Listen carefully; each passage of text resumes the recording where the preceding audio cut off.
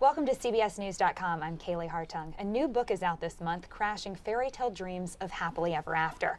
In The Secret Lives of Wives, journalist Iris Krasnow takes readers behind the closed doors of successful marriages and shares real-life, sometimes shocking confessions of women who have stayed married for the long haul. Iris, thank you so much for joining us today. So you say that happily ever after is a myth. Why is that? Well, I mean, I think if you walk down the aisle and expect someone else to make you happy for the rest of your life, that's a ticket to divorce. And I hate to say that in such a bold way, but it is. What you should expect to go the long haul in marriage, and I can tell you the central secret of The Secret Lives of Wives, and I interviewed 200 women who've been married from 15 to 70 years, Kaylee. The central secret is for women to have a sense of purpose and passion and self-fulfillment and their own inner happiness aside from their marriage. These 200 women that you talked to, so many of them bared their souls to you. How did you get them to share their secrets with you? Well, the best trait you can do when you're wanting people to excavate their souls is to be a good listener. And I believe in live-in journalism. Some of these women I spent weeks with. In fact, one of the Texas women, I practically moved into her house because it takes a long time to really unravel the layers of joy, the layers of pain, the layers of doubt in a long marriage. And when you're passionate about your subject, and I believe relationships are at the core of who we are as people, who we love and who loves us back, that's at the core of our happiness. So people like to talk about marriage. They like to dish about marriage. Now, women at different stages of life could take different things from this book, obviously. Who did you write this for? Well, it's interesting, Kaylee, because I'm a midlife wife. I've been married for 23 years. We have 4 spectacular sons. But the buzz that I'm getting is from young women who are not married. I'm getting a lot of letters and a lot of inquiries, including from the young women in my class of Washington journalism semester at American University. They say, so what gives? What should we look for? And people are passionate about finding the right mate. And what's exciting is for 30 years, the divorce rate has been at 50%.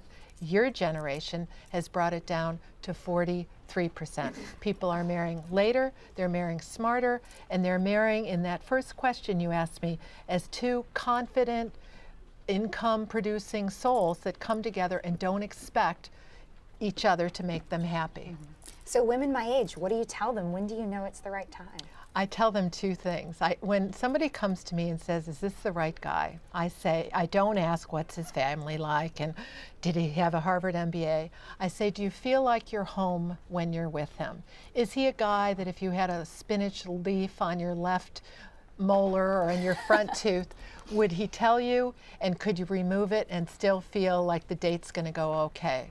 So someone that you feel comfortable and at home with. I also say, frankly, are you sexually attracted to them? And I'll tell you why.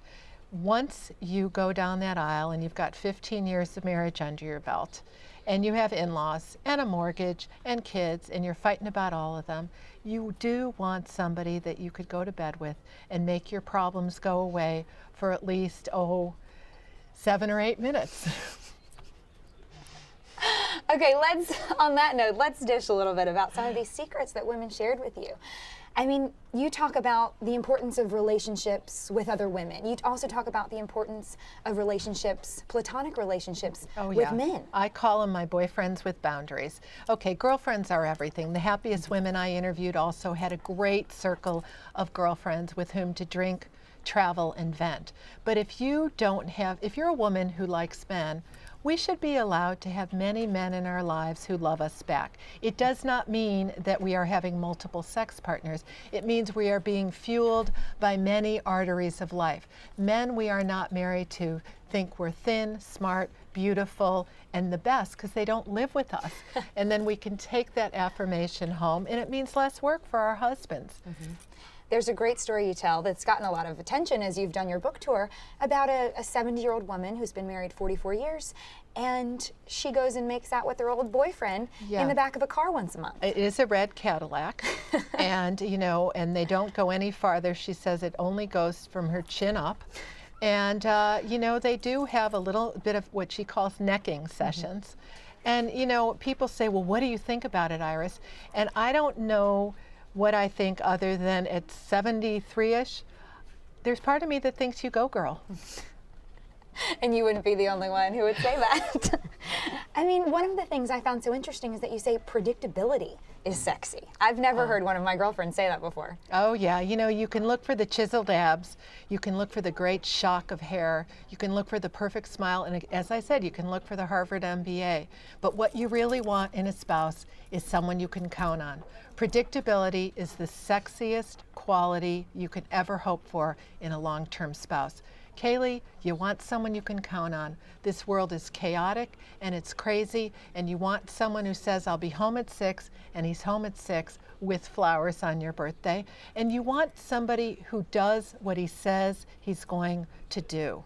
That's the greatest gift of all in a marriage. I always know where to find my husband.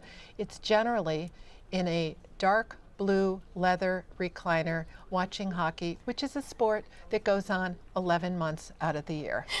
God bless Chuck. And the book is The Secret Lives of Wives. You can read an excerpt on CBSNews.com. Iris, thank you so much. Thank you so much.